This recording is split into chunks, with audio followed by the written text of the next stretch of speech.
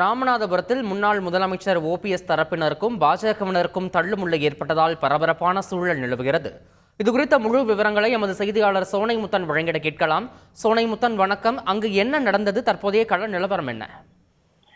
வணக்கம். அதாவது ராமநாதபுரத்தில் ஓபிஎஸ் தேர்தல் பிரச்சாரத்தின் போது ஓபிஎஸ்ஸின் ஆதரவாளர் ஒருவர் பாஜக மாவட்ட தலைவரை தள்ளிவிட்டதாக கூறி தற்போது ஏராளமான பாஜகவினர் ராமநாதபுரம் கேணிக்கரை பகுதியில் இருக்கக்கூடிய அந்த 4 முனை சந்திப்பில் ஒன்றாக நூற்றுக்கணக்கானோர் குழுமியுள்ளதால் பரபரப்பு ஏற்பட்டிருக்கிறது.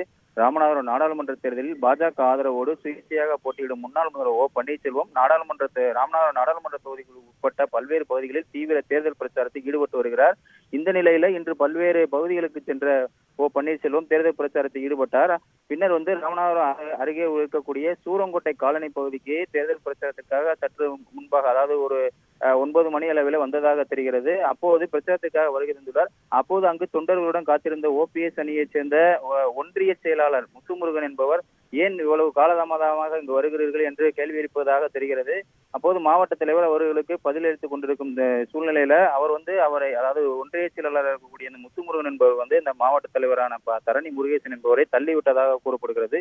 இந்த நிலையில் அவரை அந்த தள்ளிவிட்டதை கண்டிக்கும் விதமாக தற்போது ஏராளமான, அதாவது நூற்றுக்கணக்கான பாஜகவினர் தற்போது ராமநாதபுரம் கேணிக்கரை பகுதியில் இருக்கக்கூடிய அந்த 4 முனை சந்திப்பில் ஒன்றாக குழுமி அவர் மாவட்ட தலைவரிடம் மன்னிப்பு கேட்க வேண்டும் உள்ளிட்ட பல்வேறு கோஷங்களை எழுப்பி அந்த பகுதியில் குழுமியுள்ளதால் பரபரப்பு ஏற்பட்டிருக்கிறது.